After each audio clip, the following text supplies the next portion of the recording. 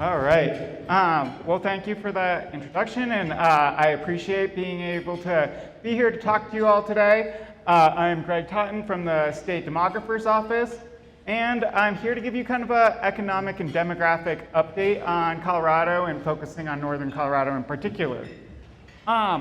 A few things I always kind of like to preface all of this with is, first of all, we're here at the Demographer's Office as a resource to everyone in the state. So we're really kind of experts in data, and our core mission is working on demographic issues. So as we'll talk about, it's the people in the state. But we also work a lot with data generally from a lot of different government institutions, and we're really pretty good with it. So if you have questions and are looking for things ever, we're there as a resource to help try and find data where we can, and sometimes we have it, sometimes we don't, but we're often good at researching it too. So we always appreciate people we always encourage people to reach out to us whenever you have questions, because we're here for all of you, and it helps us kind of learn. I also always like to encourage people to give feedback. So a lot of what we're here, we kind of like to put stories to the data that we're seeing, and part of being able to develop those stories, we might suss some of it out of the data, but it also comes from people we talk to. So if you see things up here and you say, that doesn't sound right, or you have questions about it, we like to hear those so that we can update how we might be thinking about it. If there are things that we're maybe getting wrong, or there's other interpretations or things we're missing, we like to add that into those stories. So we always appreciate that. Plus, we always just like feedback generally on how do you like how I present. I personally, you'll find, I like to put in a lot of information and go through it quickly so that people can come back to it. I had a college professor who, it was an art class, and he said he always liked running through a museum. The first time he'd go to it, he'd run through, see everything really quick, and then go back and digest it later. And that's the approach I like to give. That works for me. Doesn't necessarily work for all of you. So I always appreciate any of that feedback. Are we going too fast? Do you not appreciate the information in here? Do you think I need a haircut? You can leave that one out because I think I agree on that and I just haven't had time. But with that, let's get started.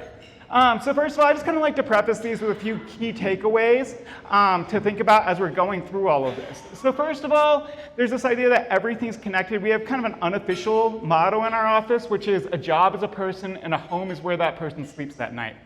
You might be asking, what is an economist doing in a demographer's office? Because a lot of you might understand what a demographer is and does. They count the people, right? And then you might understand what an economist does, and you might have ideas about jobs, or you might have ideas about GDP, CPI, all these different things, what's happening with businesses. But the core of that is that jobs element, because those jobs and people are connected. Historically, there's been this pattern in Colorado where we grow jobs, and then people come and fill those jobs. And so one thing that we'll also talk about, though, is that population growth overall in the state has been slowing. We're seeing this slowing rate of population growth, and with that is job growth, because again, there's this connection between jobs and people, and so if one slows, the other slows. And I think part of that idea of we grow jobs and people come and fill them, that's maybe changing, because it used to be easy for people to come move to the state, relatively affordable for them to do that if they have a job. Now things are getting a lot more expensive, and it's harder for people to move to the state, and they might not be able to find housing to fill those jobs. Plus, we have a lot of people who are retiring, which we're going to talk about, and what does that mean for the labor force, which is really kind of the connection between those two things. Moving forward, so just to kind of give the lay of the land here, I just want to start by just showing population change in the United States and Colorado and what it looked like for the decade of the 2010s and then each of the last 3 years. So the 2010s, it was the second slowest decade of growth for the United States overall. It grew at 7.4% over that period, added 22.3 million people. Colorado, on the other hand, we grew quite a bit faster than the US. In percentage terms, we doubled that rate of growth at 14.8% during the period. We added 755,000 people. That made us the 9th fastest growing state in absolute terms and 6th fastest in percentage terms. Since 2020, though, we've seen major slowdowns, both nationally and in the state. So 2020 to 2021, slowest year on record for the United States as a whole. It grew by 0.1%. We did 5 times better that time, so that sounds like a lot, except for that put us at 0.5%, which, if you're doing the math, a lot slower than what we were growing that entire decade before. And since then, and that put us at 20th fastest growing in percentage terms, 11th absolute. In the next few years, we've grown kind of that same rate, same range overall, about 0.5%, but the United States has caught up to us, and it's also growing at about 0.5%. Either way, though, both the US and Colorado continue to see slower growth overall during this last number of years. Looking at where growth was during these two periods, well, we did see a little bit of a change between the decade of the 2010s and what we saw 2020 to 2023. So on the left, that's the decade of the 2010s. This is the total population change for each county in the state. Areas in red, that's where we saw the most growth, and areas in blue, that's where we saw the least. And so here in northern Colorado, that was some of the most growth in the state, where we saw both in Larimer and Weld counties. But most of that growth was all along the Front Range generally. 95% of the growth in the state happened along the Front Range. When we look at those next 3 years, from 2020 to 2023, well, most of the growth was still in the Front Range, but it was a lot less. So it was about 87% was there during that period. So we saw people kind of spread out during the pandemic, more remote work, allowed people to live different places. And then we saw within the Front Range some changes. So while counties up here in northern Colorado continued to see strong growth during those periods, again, kind of maybe as people moved further out from some of the city centers, this was a beneficiary of some of that, plus the businesses that are growing up here. Just the general trajectory has been that way, but then also maybe accelerated by what you saw during COVID and what's kind of happened since then as we've reshaped a little bit of what our economy looks like. We also saw decreases in a number of counties. So in particular, Denver County, where I live, saw a decrease in people during that period. And so this is, again, I was in Denver through 2020, and there's a lot less stuff to do. Places were closed and things changed a lot. And so you saw a lot of people move out, plus a lot of people might have been living with roommates and didn't have to commute to work every day. And you might have seen them move out of those apartments after spending so much time with them. And so those types of things also drove some of those changes. We also saw decreases in other counties like Jefferson County, which that's more a byproduct of just overall demographics we'll talk about of what's driving that. And then Boulder County, which kind of a mix also with the school impacted by COVID in the short run, although that's rebounded.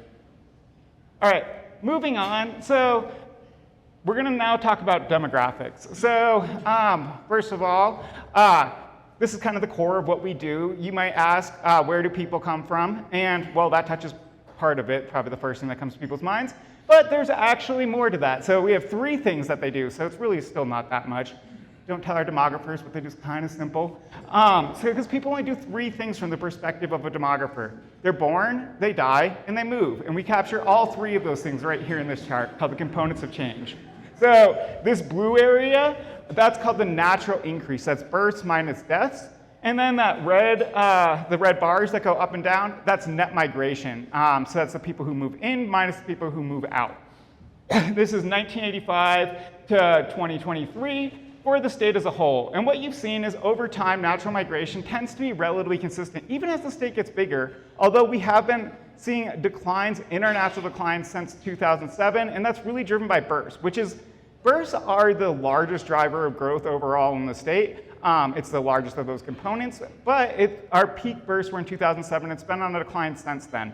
There's a couple of reasons for that. Some of it's just what's happening overall, kind of trends, infertility rates, et cetera. A lot of it's also just that we have an older population, so even as we have more people, a lot less, it doesn't necessarily mean we have more people who are at the age where they might be giving birth. A lot of those people that we have in the state now, a lot more of them are older and kind of past the age where you're having kids.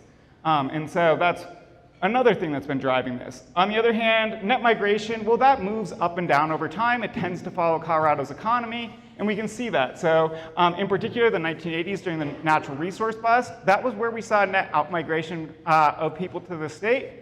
Since then, we've seen generally consistent migration in, but it goes up and down with time. So in particular, the 1990s, huge growth decade for Colorado and net migration. Overall growth in the state as a whole hit 100,000 7 times during that decade. It was our fastest decade for growth. You see this low kind of post after 2000, the tech bust, which was really kind of a little bit of a regional recession in particular for Colorado. And then that rebounded in the 2000s, but still pretty slow. And then picked up again in the 2010s, although not that much faster than what you saw in the 2000s overall. And we only got near that 100,000 mark once during that decade. So even though the 2010s felt like a huge decade of growth for Colorado, they were actually a little bit slower than what we'd seen historically, with only 1 year hitting that 100,000 mark versus the 90s where that was 7. Then at the edge of this, these last few years, we've seen a major slowdown in growth overall in the state, and that's driven by both those kind of natural increases still slowing, and then on the other hand, net migration has slowed substantially to the state during those last few years. And so the question's going to be what happens going forward, and we'll get more into the specifics on why we think some of that slowdown is occurring, especially when it doesn't feel like it. We still have tight housing markets. It's still, I drove up I-25 today. Seems like there's more people than ever on the roads, so it doesn't always feel that way, but we're seeing that in the numbers. Now kind of moving on to this, here's Larimer and Weld counties, Larimer on the left, Weld on the right, and this same thing starting from 1985 going forward. And what you'll see, Larimer County, a little bit like the state, but even kind of more so in terms of that peak burst was 2007, and that natural increase has really declined, and it's almost kind of right around 0 at this point. It's still positive, but only by a little bit. And net migration has continued to be strong, though, overall in Larimer County during the period, although, again, slowing the last few years, but it's still relatively high. On the other hand, we've got Weld County here, which first, I should just also note, if you look at these, Weld County's on a little bit higher scale than Larimer County, so 12,000 is kind of the peak on that, so also like for like, sorry, I could have done a better job with this graph in retrospect, but like for like, just keep those in mind too, that they're not quite even. And when we look at that, well, here in Weld County, since the 1980s, you've seen growth accelerate.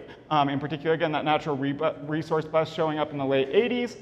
Growth's continued, but especially the last decade, Weld County's seen a lot of growth from net migration, but you're also seeing in the net migration that happens in Weld County, you're seeing higher natural increase. And part of that's what Weld County is a county we focus on a lot in the state because it's a little bit of an outlier in that this is where a lot of single family homes are being built, and it's drawing in a lot of families, which means they have kids. And that's not a thing you see along a lot of the Front Range. Colorado tends to have gotten built out earlier, it's older, and there's less kids around over time is what you're seeing in a lot of counties. But Weld County in particular is kind of bucking that trend, and you're seeing more and more families and young people that are coming around because of that.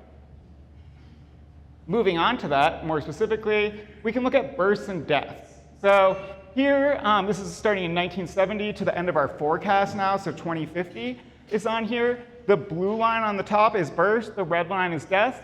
The solid part is what's already happened. The dotted part is our projections going forward after that. And so what you've seen is, again, peak births were over here in 2007 for the state as a whole, and since then it's been on a decline, although we do expect that to start picking up just because, again, we're going to start having, as we grow, eventually get to a point where you do just have more people of kind of childbearing age, and they'll start having kids again, and so we're expecting that to increase. Deaths, on the other hand, well, that's just a kind of a steady upward trajectory. So we've seen it increase over time, and it really had a peak during COVID here, and now we're kind of back to trend, but it's still going to keep increasing. And in our projections, we're expecting the natural increase to really be kind of basically even at the end of our projections, 2050. It's just a little bit past. I think 2052 is where we're expecting kind of shift into natural decline. For the country as a whole, I believe it's around 2035, 2040, where the country's expected to go into natural decline. And that's something you'll see often with Colorado, is we're a younger state than the country as a whole. And we'll talk about why that is, but historically that's always been the case. And so national trends, they tend to happen before us. So eventually demographics catch up with us, just maybe not at the same pace. So if you look at what's happening nationally, that's maybe sometimes what you're going to see in the future for a place like Colorado. Moving on to the same thing for these kind of northern Front Range counties. We've got Larimer on the left, Weld on the right. Same story, blue line births, red line deaths. And so as you can see, again, if you saw earlier, that natural increase was right around even this last few years in Larimer County. And that's showing up here. That's expected to expand as deaths kind of go back to normal now that we're through COVID. But we're still pretty close. And so we're expecting just a relatively low natural increase and then flipping over into natural decline probably around 2035. Versus Weld County, well, here we're not even close to that natural decline. Again, it's a kind of standout in the state in that there's a lot more young people, a lot more births. We're expecting those to continue accelerating going forward. And deaths, they're going to continue accelerating, but kind of at the same pace as those births. So that's going to keep a strong natural increase going in the county.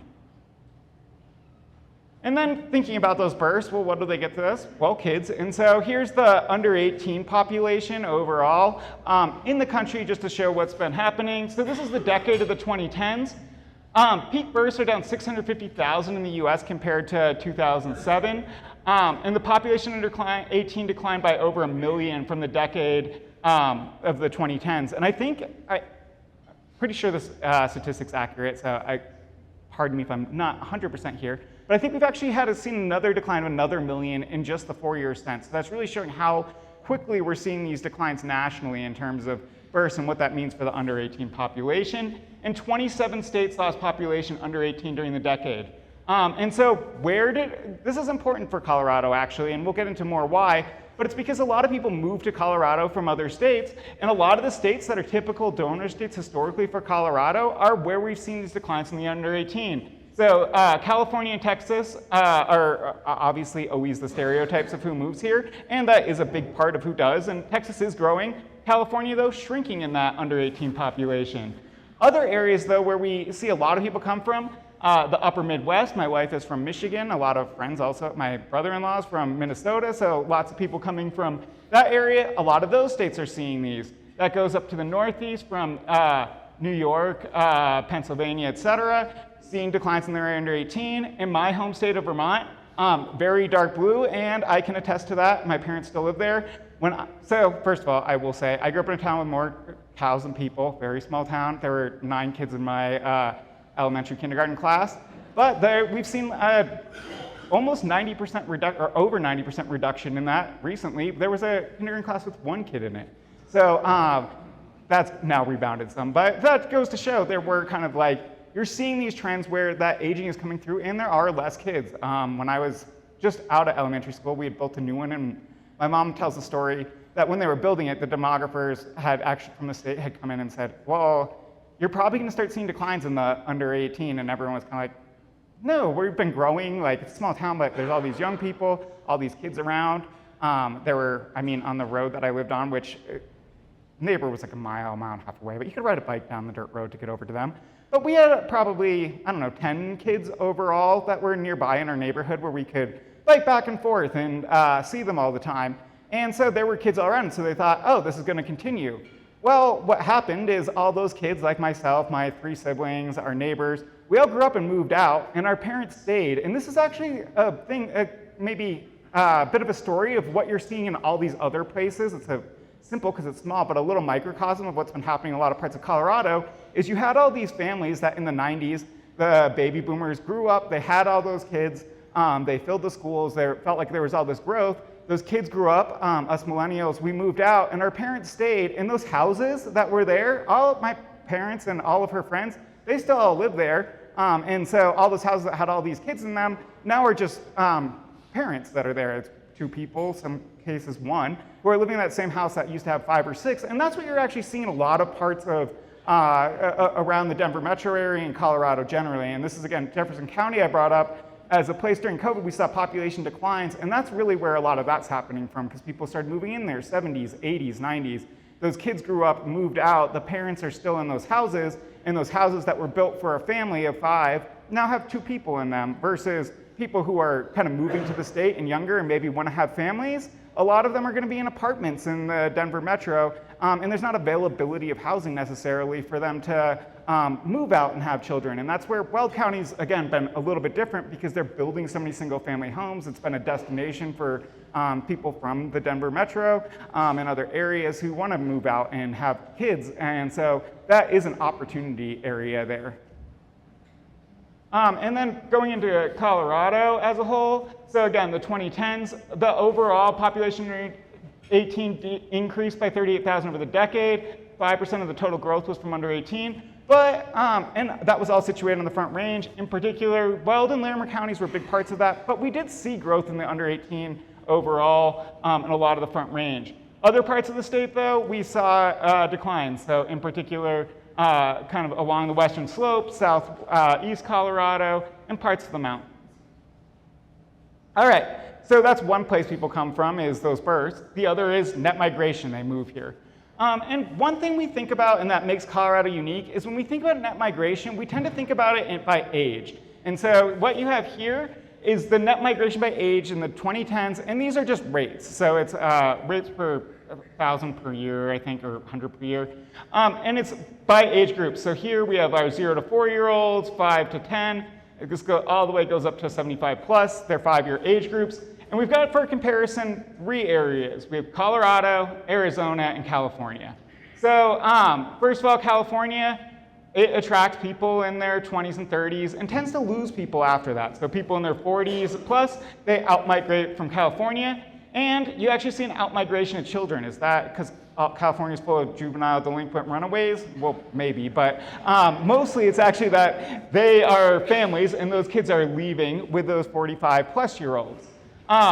We've got Arizona on the other hand. They attract even more young people than California. There are higher rates there, but that's not their main part. They really attract a lot of people in the older age groups. So it's a retirement destination. You see kind of post 55, there's a big kind of run up in those migration rates in Arizona.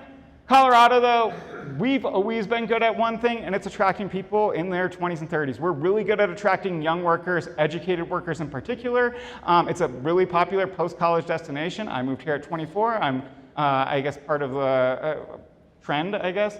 But it's what you typically see here. And then those people do tend to keep moving in afterwards. We don't see a lot of outmigration overall statewide in any age group. At least during the 2010s, it was all ins. Outweigh the outs, but the peak is in those young people, and that's always been a big growth part of the state because, again, we grow jobs, people come fill those jobs, and then often those people have kids and they stay here, and that helps increase that natural migration. Now, looking at these kind of for the counties here, we've got, again, Colorado as the whole is this blue line, so that's that statewide that you just saw on the other prior chart. So if you remember how much Colorado was really weighted in those young people, it's kind of dwarfed by Larimer County here in particular in the just under that age range. Reason for this is the university, so it's a little bit kind of biased here because you've got all the young people coming in for CSU.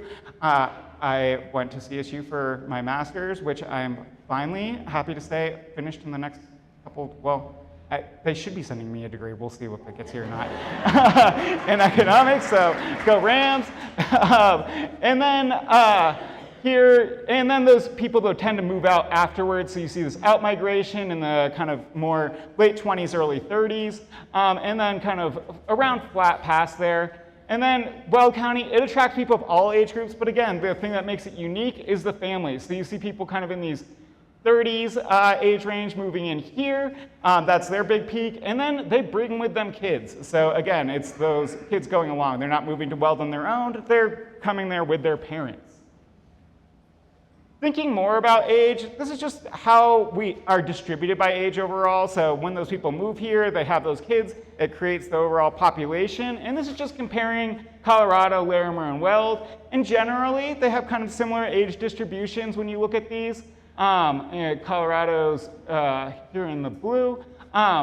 Weld County, though, in particular, a lot more young people than the state as a whole, and especially than Larimer County. Larimer County, more people in their 20s, again, those college-age kids. And then once we kind of get past the 20s, 30s, they tend to look all kind of the same as you get into later adulthood and older adults. Why do we talk so much about age and aging? A number of reasons. So first of all, kind of consumer demand. So people who at different ages buy different things. How do we think about that from a regional economic standpoint? So if you're having a lot of babies, you might need big baby wards at your hospitals. If you have a lot of older adults, you might need different services at your hospitals. Labor force, this is where I think the most. Again, I'm the economist.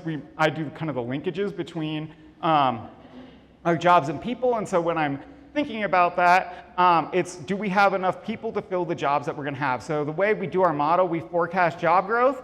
And then we see, okay, here's how many jobs we think we have. We forecast people. Okay, if we think we have enough people to fill those jobs, then great. If not, then we assume people have to move in to fill those jobs, and that's going to change the age distribution and what we look like going forward. And then finally, housing. So again, I just kind of talked about already the story about, do our housing match our population? So if we have a lot of homes that have one or two people that are built for families, and the families can't live there, and then we have a lot of people who are on the other end who are families looking for a place to raise kids and they can't find the right home for that, there's a mismatch. And I don't know what the answer for this is. I don't think we should be forcibly relocating older adults, but it's just thinking about what can we do to maybe help provide for people with the housing that they are looking for and desiring so that they, to match their stage of life. And the other thing you do see with older adults is at some point a lot of them do maybe move out of the multi-story home into a single-story home so that they, as mobility decreases, or maybe they do want to move into a condo somewhere, but it's just not available because of construction defects laws in Colorado, and we just don't have a lot of condos. But you have those types of dynamics too, where maybe they're not ready to rent, but they might be willing to live in a multi-family situation if they can own, and we don't have a lot of that type of condo housing. Moving on to the jobs part. So this is just kind of lay of the land. So in 2023, these are our jobs by sector. The ones that are in green, these are high wage industries. The blue are medium wage industries, and the red are lower wage industries. We do these based off of kind of median AMI and then percentile, like over 120% of the high, between 80 and 120 are the mid, and below 80 are the low. And one thing to point out in Colorado, so our largest sector, professional, scientific, technical services, and that's a very high wage sector. That's where our job growth has been the last few decades. We've been really good at growing those jobs and attracting people to fill them. And it's really helped overall with driving overall job growth because those people come in and they spend their money and it drives growth in these other industries. And so then you kind of have health services there, which is to support all those people, and more of those jobs that are supporting the people who are there, so local government, a lot of that's teachers, firefighters, et cetera, accommodation, food services, retail, trade. And then things that used to be Colorado, agriculture, relatively low down here, mining, natural resources also. So we've kind of changed how our economy looked like versus maybe the stereotypes if you were to think about the 50s or something in Colorado. Moving forward a little bit, here's Larimer County, so biggest one, state government. That's because that includes CSU in it, so that's really what's the main driver there. And then that professional, scientific, technical, still a huge industry in Larimer County.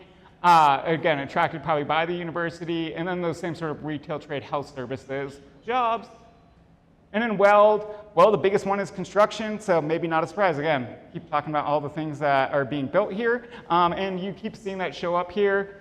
Local government, so teachers, because again, we got all those kids, you need to fill those, to someone to teach them, so that's really what drives a lot of that. And then it is a little bit different from a lot of the state in that manufacturing is a big industry, so it's more industrial and has really taken advantage of where it's located in terms of some of the trade at the more manufacturing and also things like warehouses and other things to take advantage of the location near Denver and affordable land costs where you can kind of produce stuff close to a city. And then you kind of move into those same sort of things, the jobs that support people around. Looking at where job changes have been, this is statewide in Colorado, 22 to 23. Local government has been the biggest increase. I think a lot of that was just probably pent-up demand hiring since I took a job in government in 2022. I can say government salaries were not, maybe had trouble keeping up with some of the private sector salaries when we saw all those wage gains the last few years. As things have leveled off, I think it's been an opportunity for some of that to catch up, and so you're seeing that growth. And then health services, professional scientific continues growing. We did see some industries lose jobs the last few years, so information, which has some tech companies and also houses things like Dish Network or et cetera, where you see some losses down there. Agriculture is, we saw a little bit of a decrease there. That's been structural decline. Manufacturing, also kind of structural decline in the state a little bit, although it's a big part here, so that maybe matters. And then finance activities, that matters because, or that's just really interest rates were a big part of that, right? We've seen with higher interest rates, demand for lending in particular goes down. And then admin support and waste management might feel a little confusing, but a lot of those include people who like temp jobs and people that work in offices around there, like administrators, et cetera. So with people, with the kind of sudden rapid decline of, especially in downtown Denver, a lot of people being in the offices, you saw declines in those areas. I think that'll probably level out going forward, but maybe not fully. Larimer County, so again, government being the big growth sectors, health services, professional scientific, some declines on the other end in retail trade, which is a little surprising. Construction, probably just migrating between here and Weld, and then some of these other sectors we've talked about. Weld County, again, growth in huge construction, mining natural resources, so we've seen kind of a rebound from those COVID lows in terms of oil prices. So again, you're kind of seeing production come back online and some growth there, that local government trend, and then just generally from people. Declines in agriculture and state government. One thing to highlight on the agriculture, we use for our numbers, and one thing to kind of note here generally, our jobs are not what you'll see in, say, like a BLS jobs thing, because we have this separate idea of, we take our wage and salary jobs and we add on sole proprietors and we make some other changes. One thing we do is for our agriculture, we supplement it with this census of ag that comes out every 5 years.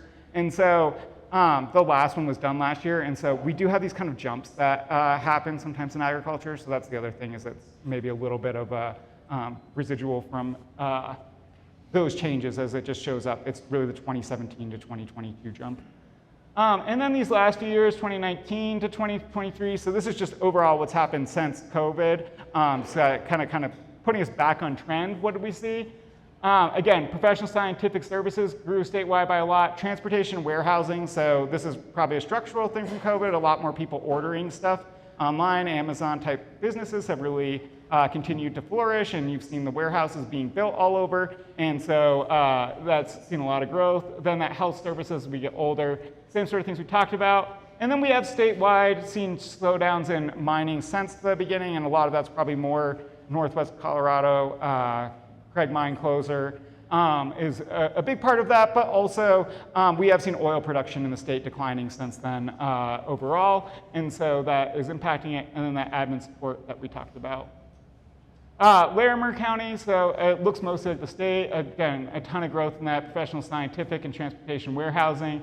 On the other hand, declines in that admin waste and information services and a few other kind of declines here and there. Weld County, so even though we're seeing a rebound in mining, that's their big loss sector, has still not recovered nearly all the jobs that were lost during that period. So net over that period, still major declines. And again, oil production, I think a big part of that. On the other end, you've seen local government continuing to grow. Professional scientific has actually been a growth industry here over that whole period. Transportation, warehousing. So actually it's more like the state overall, even though construction growth has been a big part of recent here.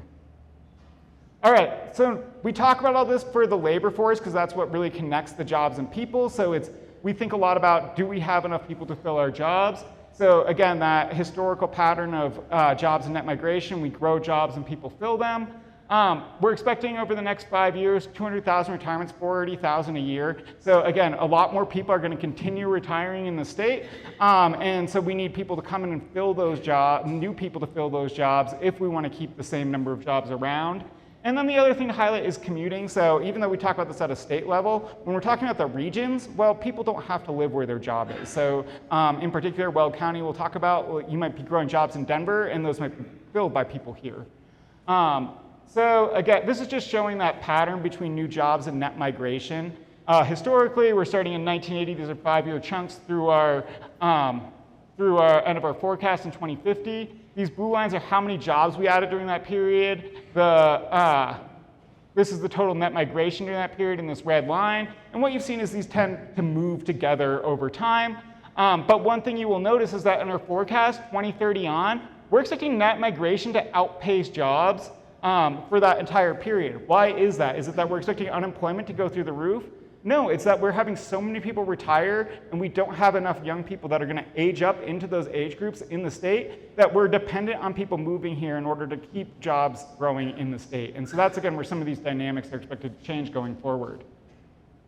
And again, just highlighting this a few different ways. So here's how the population's changing between 2020 on the left in these blue and 2030 on the right. And these are by age groups. So we're expecting to have about the same, slightly fewer kids in 2030 than in 2020, a few more 18 to 24-year-olds, and then growth in the 25 to 44, but that's because of net migration to the state.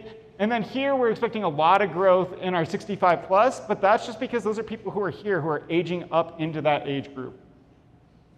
So if we took out net migration, I think this is the better way of showing it. What would we look like in all of these age groups? So if nobody moved to or from the state, what would happen to our population? We'd see declines in all of our age groups, including those 25 to 44-year-olds, except for a little bit of growth in the 45 to 64 and a lot of growth in the 65 plus. So again, to keep our labor force where most of the kind of age groups are, we need people to move to the state in order to just keep filling the jobs that we have. So labor force trends, we do have the third highest labor force participation rate in the country. So people do work a lot here. Some of that is just because, again, we're younger, but it's also, even if you adjust for age, we're about 3 percentage points higher. So we just have a lot more people that work in Colorado. We work hard, we're industrious, and it makes us unique. So we don't have a lot of people we could bring off the sidelines for more growth. And then we're expecting, again, older adults to continue growing, and we're expecting more to work, but that's not going to fill those gaps. And again, those 40,000 retirements. So now I said people don't have to live where they work, so just quickly I like to highlight commuting. This comes from On the Map at the Census Bureau. It's a fun place you can kind of put in a place and see people who move in and out. And so what we have here is in Weld County, this green thing here are people who live in Weld County. The green thing is people who work in Weld County. So on this left side, that's people who commute into Weld County. This is live and work in Weld County, and this is people commuting out of Weld County. So what you'll see is many more people commute out of Weld County than are commuting in, and so you have this net commuting outflow. This is of people that live there. Where are they going? Well, a lot of them are going to Weld County. But outside of that, a lot to Larimer, a lot to Denver, and really kind of all along the Front Range, you're seeing people go there. So it's really a historic or a classic bedroom community. Larimer County, on the other hand, a lot more live and work in the county. And then beyond that, it's a little bit of kind of an even between people coming in and people coming out. So they're a little bit more balanced. Finally, going into housing. So again, we said houses where a person sleeps at night. So a lot of where we think net migration is slowing is that there's just not housing availability for people moving to the state, or maybe housing availability for families, and they might be moving out as they don't have a place to raise kids. And what you have here is, since 1991, these blue bars are the number of housing units we added, and the red bars are the additions to household population. So whenever we're going household population over those blue bars, you'd expect that we're getting kind of a tightening in the housing market. And then when we're growing the blue bars faster than the red, that's when we're loosening up the housing market. And so in particular, Great Financial Crisis, we saw a major reduction, basically stopped building houses. And that lasted for a lot of a decade, but people kept moving here. And so you kept seeing more and more demand for households during that period. And that's where we saw a lot of tightness really kind of build up and house prices especially skyrocket. We've been building more units since then, but we're still seeing, we're not really, if anything, we're seeing stabilization, not really any chipping into the actual prices in the housing market, because we're just keeping up with this in a lot of ways, because other things you're seeing is we're seeing lower household sizes, again, those 5-person families, 2 people in the house, that puts less people per household. That means you need more housing units for the population, which is still putting demand overall on it. And then it's also a mix of housing, which I want to highlight here. So this is single multifamily building permits since 1990. The blue bars are single family permits, the red bars are multifamily. One thing you'll note, mostly single family in the state prior to 2008. Since then, a lot more multifamily, and this matters for 2 reasons. One is maybe preferences of where people live. The other is ownership. So Colorado, again, a lot of multifamily is for rent properties, and so it doesn't necessarily find a place for people to buy a house. And you've seen this also, rents have been stabilizing in a lot of the Denver metro, but house prices have been stable, but affordability's gone way down because of interest rates.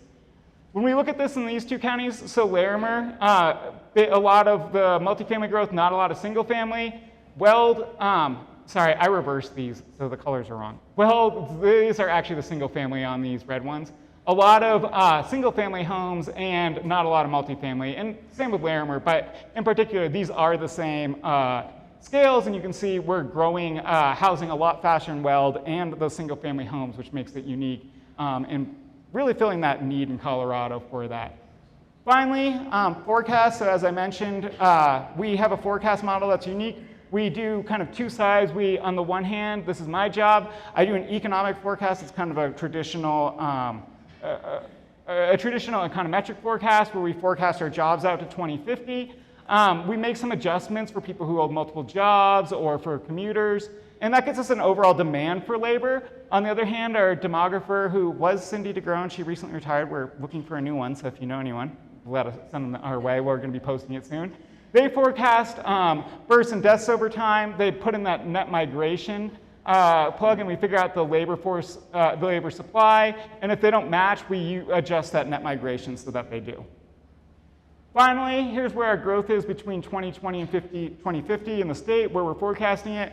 1.7 million people overall. We're expecting growth between 2020 and 2050, with 1.5 million, so I think it's about 87% or so on the Front Range, and some growth in other regions.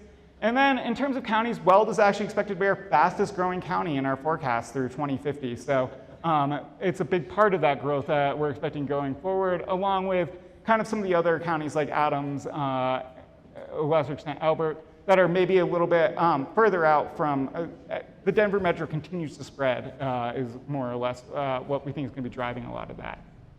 And finally, just a thank you, and feel free to reach out to myself or anyone else in our office anytime you have questions or we can help with anything.